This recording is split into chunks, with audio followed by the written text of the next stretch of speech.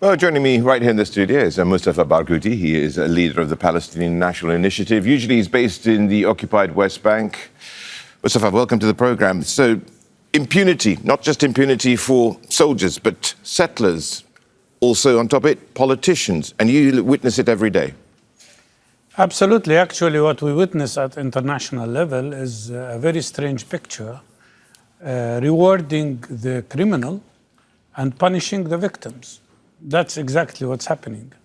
Israel never stopped its genocidal war on Gaza. It actually expanded it into a war of terror on the people, Palestinian people in the West Bank with the Israeli terrorist groups. And they never stopped the collective punishment, which Gaza is subjected to. And now that is also expanded to the West Bank, where so many communities are besieged and attacked. And the Israeli effort to conduct ethnic cleansing did not stop. So the three war crimes are still going on. And many countries that, even those, some Western governments that suspended partially, temporarily weapon supply, reactivated that. Now they are supplying Israel again with the weapons. And what we see here is consistent effort to allow Israel to be totally impunitive to international law. But this also erodes international law, doesn't it, fundamentally? Absolutely. The case of Palestine has become the most clear example of the absence of international law. Not only the absence of international law, the absence of the whole international order that was created after Second World War. And as I said, what we see here is that instead of punishing Israel, which is conducting apartheid, conducting war crimes, conducting terrible attacks on Palestinian people, and crimes against other countries like Lebanon, Syria, Yemen, even Qatar, I mean, as you recall, instead of punishing them, they are punishing the victims and those who try to support international law. Who can imagine the fact that the American president is punishing now the International Criminal Court and the International Court of Justice and Francesca Albanese just because she said the truth, and punishing Palestinian human rights organizations only because they provided evidence of war crimes to the International Criminal Court. Mustafa, there's a strange sort of parallel here because you have a leader in Israel, Benjamin Netanyahu, who himself is trying to gain immunity from prosecution at the same time. So I guess the fruit doesn't fall far from the tree, does it? Absolutely. And the most surprising thing yesterday was that countries like Greece and France and Italy allowed his plane to fly over these countries, which means they violated their membership of the International Criminal Court.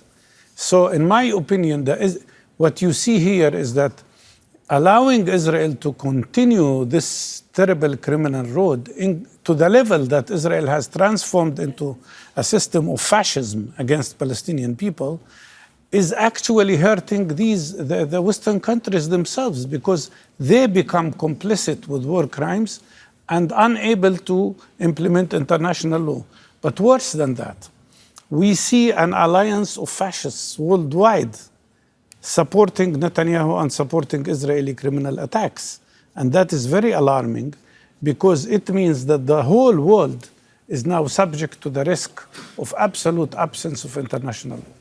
So, Mustafa, let's talk about what's going on the ground. And we've, of course, had this ceasefire, which has been violated on both sides, but specifically more on one side.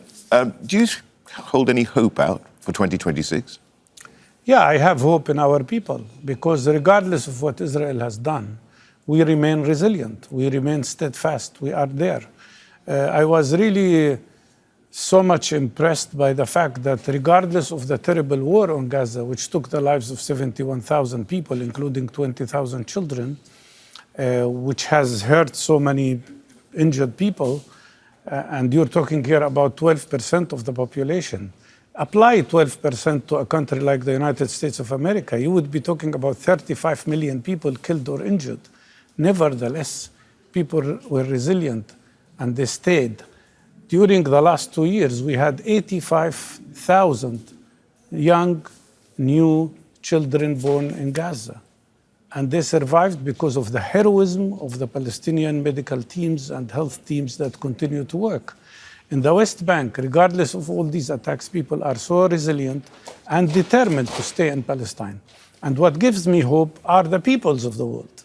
Not the governments, unfortunately, but many, many peoples of the world who are standing now with the Palestinian people, including, by the way, a very huge majority of young Americans in the United States.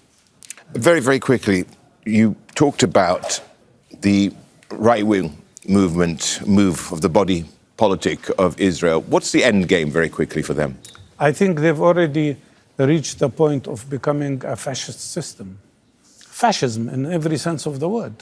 Their behavior against Palestinian civilians, their behavior even against their own system, against their own laws, against what they claim used to be a democracy. Their behavior clearly shows that you have a very serious fascist tendency, and the main base of this fascist tendency are the Israeli illegal settlers. And in my opinion, this is going to be very dangerous for everybody, including Israelis themselves. Mustafa, thank you so much for joining us here in the studios. Mustafa Barghouti, there, Secretary General of the Palestinian National Initiative and former Palestinian Information Minister. Don't miss out. Get the full picture. Subscribe to Al Jazeera for reliable news and expert insights. Like, share, stay ahead.